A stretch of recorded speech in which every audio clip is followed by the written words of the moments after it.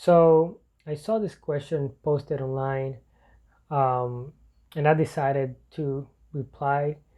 I gave a brief answer, and I went back and read my answer, and I thought, maybe it would be a good idea to make a video about this because I think it's an interesting topic, and it might serve as a good introduction, so I can later expand on this, and hopefully this will provide some clarity to certain elements in the biblical narrative.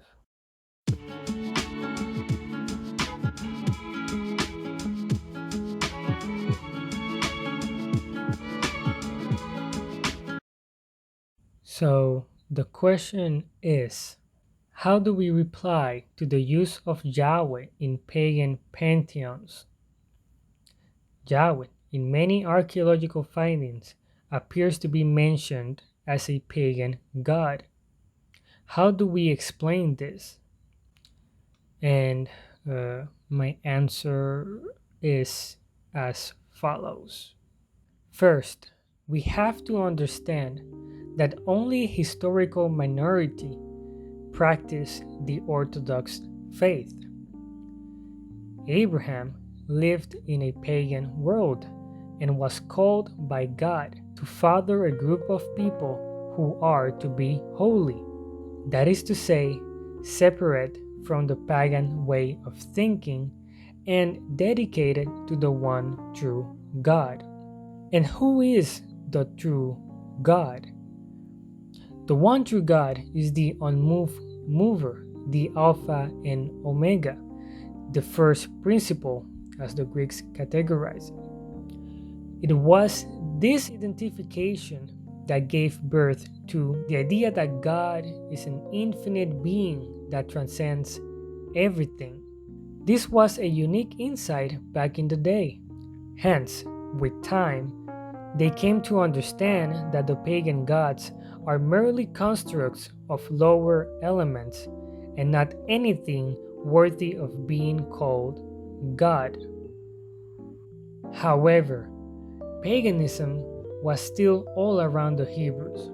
After all, it was what the rest of the world knew. It was a constant battle to keep the Hebrews away from the pagan way of thinking. The biblical narrative shows that they will often think of their God as just any other God. And by reducing him to that level, they will give him a goddess for a wife or the form of a bull, often confusing the created with the creator. So it shouldn't be surprising to find depictions of Yahweh at the level of any other pagan god. The prophets were constantly fighting against this. I must also add that the language was derived from much older languages. This is why El, who was the superior Canaanite god, came to simply mean God. That does not mean that they adapted the Canaanite deity El as a god, but that they used or extracted a broader usage of the title word El. When we see the switch to Greek in the New Testament, we see that the authors use Greek concepts such as Hades or Tartarus, among others, not because they believe in the particular pagan conception of these places, but because that is all there is in their vocabulary toolbox. Lastly, it is also very important that we understand that these words stand for deeper metaphysical concepts and therefore cannot be reduced to only one particular depiction. It is often hard for us to understand what it is to live in a pagan world.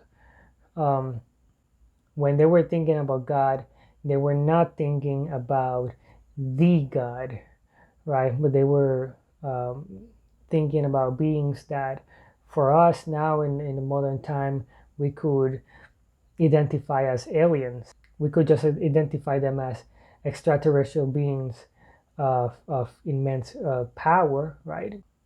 But that is still not anything close to what God, the God is. The way that we identify meaning in the world changes when we stop believing in the gods and we start believing in the God, right? The infinite God. And that changes everything.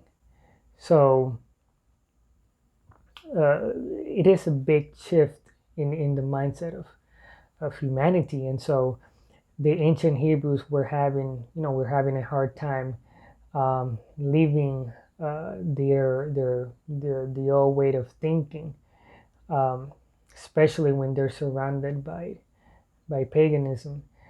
Um, so this was something that the prophets were constantly fighting against. They were constantly telling them, you need to leave behind that old way of thinking. That's what being holy is being separated from the way that the rest of the world was thinking at the moment.